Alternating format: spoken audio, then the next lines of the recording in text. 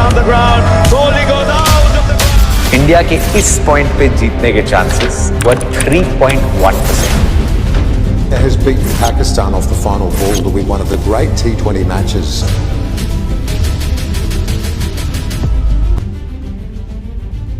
MCG में उस पलटवार के पश्चात वो किंग अपने किंगडम में वापस आ चुका था।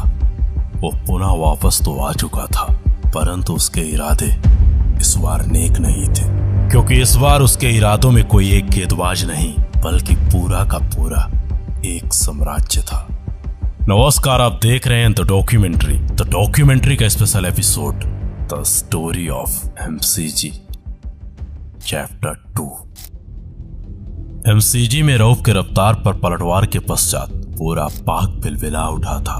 उसके इस जीत को पाक ने दुनिया के सामने एक धोखा कहा। मीडिया, न्यूज, आर्टिकल उसे हर जगह धोखेबाज कहा गया, परंतु जब दोबारा वो पाक के सामने आया तो इस बार की इज्जती में वो पूरे पाक के क्रिकेट करियर को खा गया।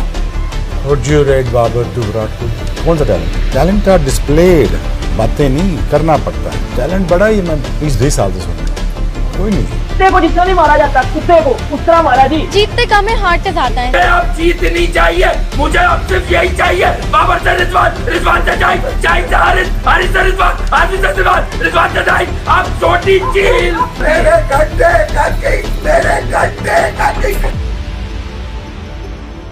दरअसल ये कहानी है एक खामोश समंदर और उसमें पनप रहे एक तूफान की। वर्ल्ड कप 2023 की तैयारियां जोरों से चल रही थी, परंतु उस वर्ल्ड कप से पहले टीम इंडिया को फतह करना था एशिया कप के पहले राउंड में जब टीम इंडिया का सामना पाक से हुआ तो पाक ने एक बार फिर टीम इंडिया पर पलटवार किया और 71 में 4 आउट करके अपने नापाक इरादे जाहिर कर दिए।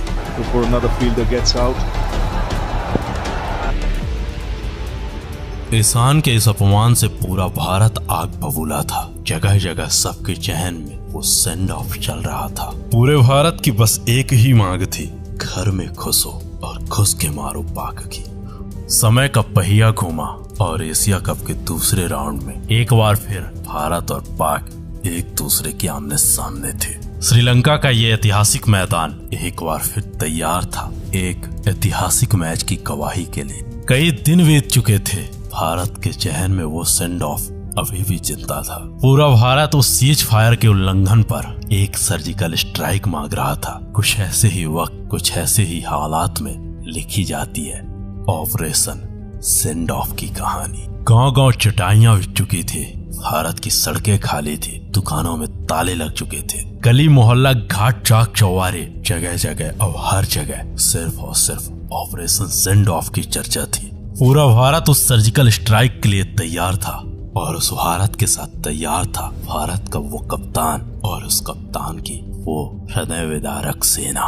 इस ऑपरेशन की कमान स्वयं टीम इंडिया के कप्तान ने अपने कंधों पर थाम ली और पाक पर पहला प्रहार करने का वादा किया। वहीं किंग विराट ने केएल के साथ मिडिल ऑर्डर की संपूर्ण जिम्मेदारी थाम ली। हार्दिक अपने जादू से तो वहीं यादव ने अपने फिरकी से पाक को नंगा नाच कराने का वादा किया। उधर ऑपरेशन सेंड ऑफ से अनभिज्ञ पाक श्री श्री 101,008 श्रीमान मौलाना रिजवान के बहकावे पर आकर अपनी हूरें गिन रहा था।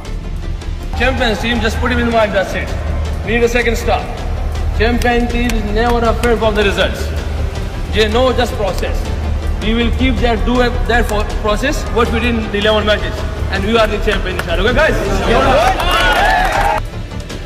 टॉस बाबर के पक्ष में गया। बाबर ने बड़ी चतुराई के साथ टीम इंडिया को पहले बल्लेबाजी के लिए मैदान में बुला लिया। उसके इस फैसले का इंतजार कर रहा भारत के वो धाकड़ बल्लेबाज पाक के अनपढ़ गेंदबाजों पर बिजली बनकर टूट पड़े और वादे के मुताबिक टीम इंडिया के कप्तान ने पाक पर अपना पहला प्रहार किया और इस छक्के के साथ अपना खाता खोला। अपने कप्तान के इस विस्फोटक रूप को देखकर युवा प्रिंस गिल ने साइंस आया अफरीदी को दौड़ा कर पीटा।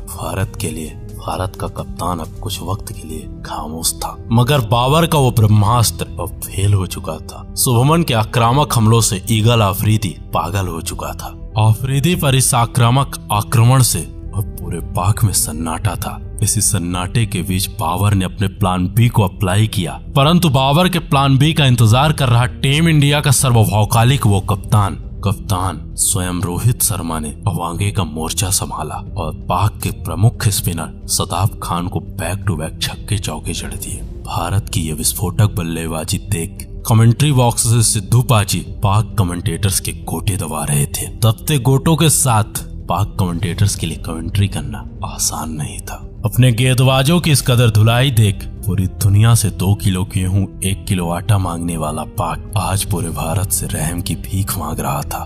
परंतु भारत के ये दोनों बल्लेबाज पाक को बेधड़क बेइंतहा सूत रहे थे। टीम इंडिया को एक विस्फोटक शुरुआत मिल चुकी थी।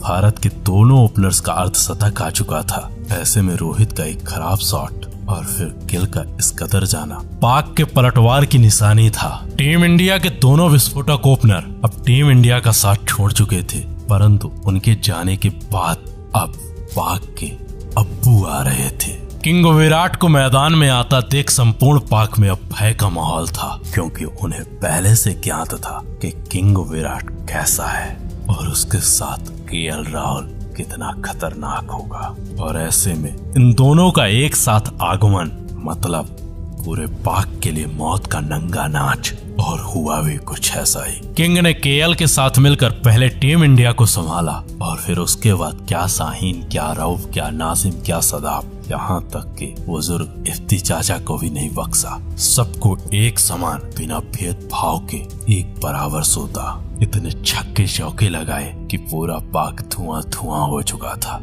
अब यहाँ से आखिरी 20 ओवर का खेल बाकी था। भारत के पास पूरे 8 विकेट शेष थे। माहौल पूरी तरह से सेट था और मौसम भी बन चुका था। पूरा पाक अपने कुर्सी की पेटी बांध चुका था, क्योंकि उन्हें यकीन था कि यहाँ से मौसम और बिगड़ने वाला है। केएल ने इसी मौसम का फायदा उठाते हुए सबसे पहले बुजुर्ग इफ्ती चाचा को कुंडा में ले जाकर विस्फोटक गंभीर प्रहार किए। बुजुर्ग पर इस अत्याचार को देख हैरिस की अंदर से फट गई।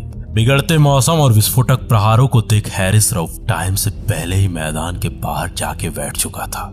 ऑपरेशन सेंड ऑफ का प्रमुख मुजरिम रऊफ मैदान के बाहर अपनी कमर पकड़कर बैठा था। इधर टीम इंडिया के ये दोनों विस्फोटक बल्लेबाज अपने विस्फोटक कदमों के साथ अब शतक की ओर बढ़ चले थे। उनके इस विस्फोटक कदमों को देख धीरे धीरे पाक के ये गेंदबाज अब बहाना बना के मैदान के बाहर जा रहे थे। पाक के हालात बद से बदतर हो चुके थे। अब लगभग 40 ओवर का खेल खत्म हो चुका था। अब यहाँ से आखिरी 60 गेंदों का खेल बाकी था। टीम इंडिया के ये दोनों विस्फोटक बल्लेबाज अपने शतक की ओर आगे बढ़ रहे थे। उनके बढ़ते कदमों को देख उस दिन पूरा का पूरा एक मुल्क कांप रहा था। पहले 40 ओवर में 251 रन बनाने वाली टीम इंडिया इन पाकियों के सामने 105 रन कूट दिए। किंग विराट के साथ केएल राहुल का भी शतक आ चुका था। इन दोनों के शतक के साथ भारत 300 गेंदों में 356 रन बनाने में कामयाब रहा। ये रहा भारतीय बल्लेबाजों का स्कोर कार्ड। भारत की ओर से किंग विराट ने महज 94 गेंदों में 3 छक्के और 9 चौकों की मदद से ताबड़तोड़ 122 रन बनाए। वहीं केएल राहुल ने 106 गेंदों में ताबड़तोड़ 111 रन बनाए। ये रहा पाक गेंदबाजों का स्कोर कार्ड। पाक की ओर से शाहीन शाह अफरीदी और शताब खान सबसे सफल गेंदबाज रहे। अब पाक के सामने 300 गेंदों में 357 रनों की चुनौती थी, या यूं कहें कि ये मैच जीतने के लिए पाक को अगली 300 गेंदों में 357 रन बनाने थे। पूरा पाक और पाक की पूरी आवाम 357 रन बनाने की तैयारी में थे, मगर जिन बल्लेबाजों को ये रन बनाने थे उन बल्लेबाजों की टांगे कांप रही थी। इस लक्ष्य को देखकर किसी का पैजामा ढीला हो चुका था तो कोई रिजवान के साथ मेंस की टीम में लेडीज फर्स्ट का नारा लगा रहा था, क्योंकि अब की बार उनका सामना होने वाला था क्रिकेट का डायनामाइट जसप्रीत बुमराह से।